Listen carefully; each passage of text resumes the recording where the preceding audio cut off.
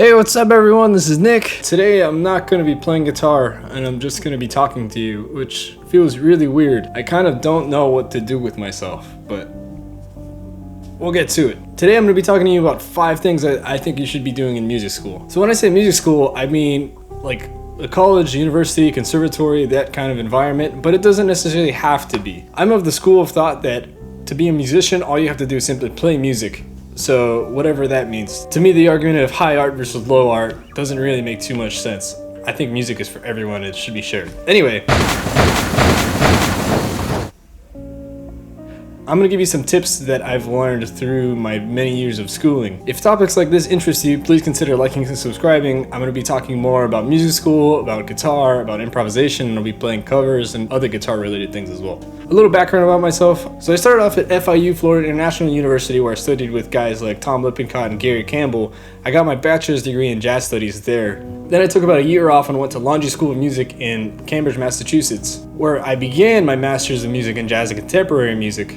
And then finally, I transferred to NYU and I'm currently in my final year of my master's degree in jazz studies as well. In addition to that, I'm also currently teaching as a graduate student adjunct at NYU, teaching classes like instrumental jazz for music majors but not necessarily performance majors, pop and jazz guitar for non-majors, and guitar group classes. I've been involved for about 7 years now in jazz academia, so I have a few thoughts on how to go about to navigate it to get the best experience. I've also been in many different environments. FIU is a public school, Laundry School of Music was a conservatory, and NYU is a private university. So I feel like I have sort of a diverse experience with higher education. So here are going to be my 5 tips on how to get the most out of your experience. My first tip is mentorship. So when you're at a university, the professors are there to help you and they're there to guide you. A lot of times, especially in the jazz and music fields, your professors are working professionals who are currently working the scene. You may be required to take private lessons, but I would say to go ahead and take the extra step to get actual mentorship from them. Talk about your career goals and talk about what you want to do with music. Throughout my years, I feel like the times I've learned the most are with little nuggets of information, like little sentences that give me like grand insight into music that have really helped me more than a lot of my other classes. And I believe mentorship is super important for achieving your career goals, getting better as a musician, and getting better as a person too. Throughout all my years, I've had many different teachers and they've all helped me tremendously.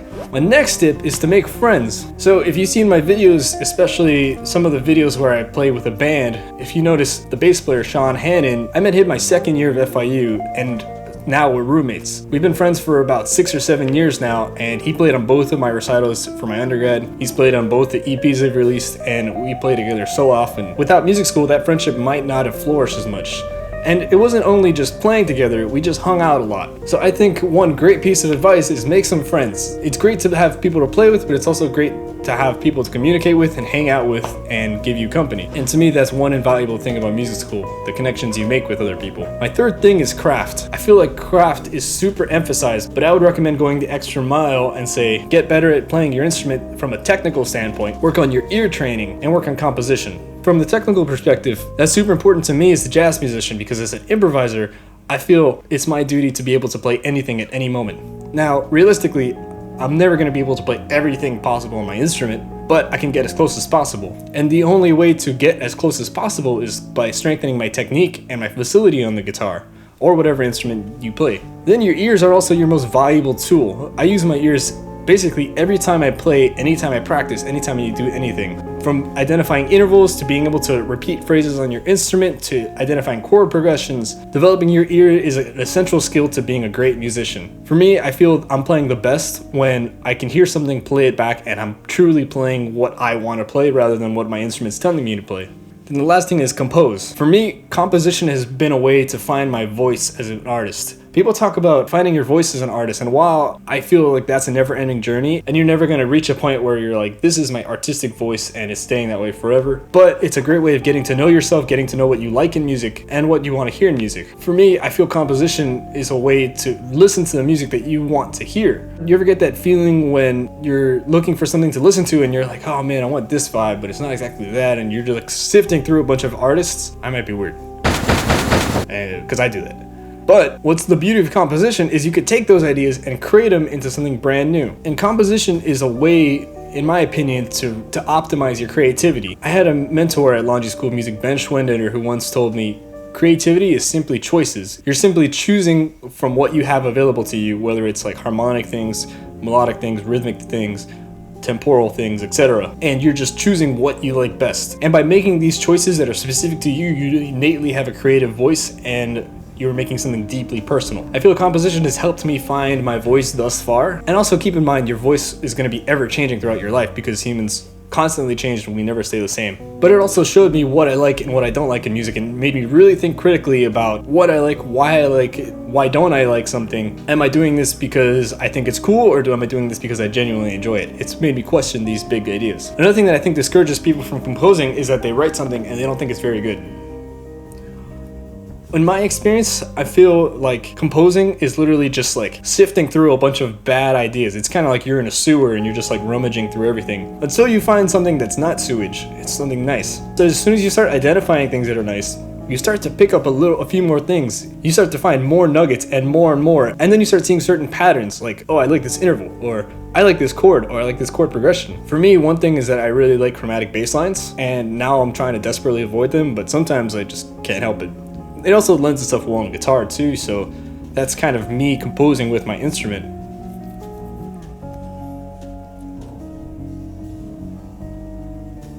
But these are things that are part of my style, and it made me really think critically about what I like and what I don't like. Eventually you get to a point where I think you don't think your ideas are bad anymore, and you start to see value in them. In my opinion, there's also no such thing as a bad idea, just an idea that you like or don't like, or somewhere in the middle that you kind of like, you like certain parts of it. And when we say the term bad, it's not really a descriptive term that means anything. Bad is a very ambiguous word that we would generally want to avoid when objectively trying to get better at music or better at writing. The fourth thing is to teach. Now, I didn't really start teaching that much until my last year of my undergrad. I did teach a few friends some private lessons, and that really revealed a lot to me. When I was explaining something and I couldn't really articulate what I was trying to explain, or when I would get stumbled on an idea, I realized I didn't know it that well. And by teaching it to someone, it forced me to figure out in the moment, what is this? How do I unlock the secret to this? So it would be my recommendation to teach whatever you learn to a new person. It's also a good way of making an income as a musician.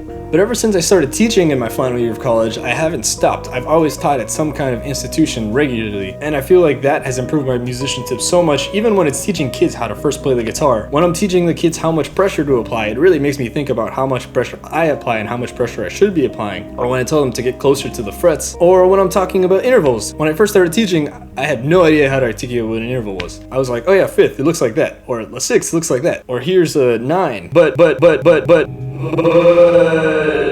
to a kid who doesn't know these shapes by heart, they're like, what does that mean? So I had to really think about, what is an interval? How do I explain this? How many different ways can I approach this interval to be able to teach it to a broad audience? All students have different learning styles and different perspectives. So in order to be an effective teacher, you have to look at all the perspectives and see how many ways can I present this idea. And by doing that, you're also teaching yourself how to be diverse within how you see things by opening up your perspective. And then you learn the skills better yourself. Now, the fifth and final thing, which I think is the most important, is don't forget why you're doing this. At some point in your life, if you're watching this video, you're a music school student, you're thinking about going to music school, at some point in your life, you had an experience that was like, wow, this is really awesome. I want to make music. Whether it's for a living, whether for a hobby, for whatever reason, you were like, wow, music is really cool. I want to get to the bottom of this, or I want to get better at this. Don't ever forget that. I feel like in music school, there's so much focus on the technical aspects about marking the boxes, like, am I being a great musician? Am I this and that? There's all this competition. You're constantly comparing yourself. You're constantly doubting yourself. But at the end of the day, I think it's important to take a step back and be like, why am I here?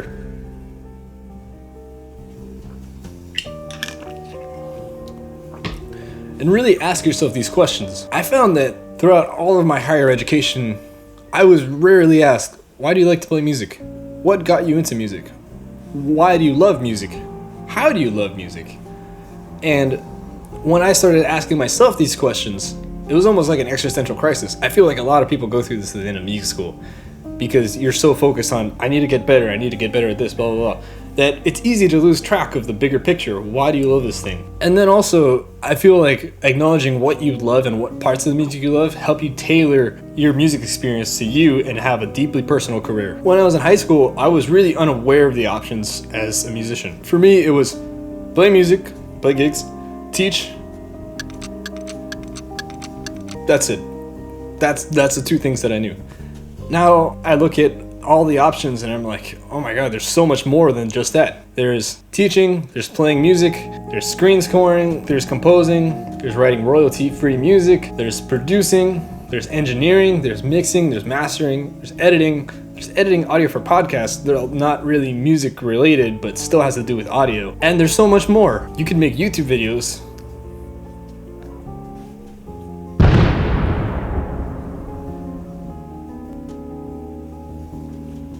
Please subscribe. If you go through music school thinking performance is the only option, your head is only going to be in that space and you're going to ignore all the other beautiful areas of music. Now, nothing wrong with just performing and nothing wrong with just teaching, but there are many other options which honestly I didn't really know about until I graduated, where I was like, what do I do? But again, the most important thing is why. Why do you love this? For me, I personally go back to the song Best of You by Foo Fighters. I saw a Naruto AMV, animated music video, when I was like probably 10 years old or something like that.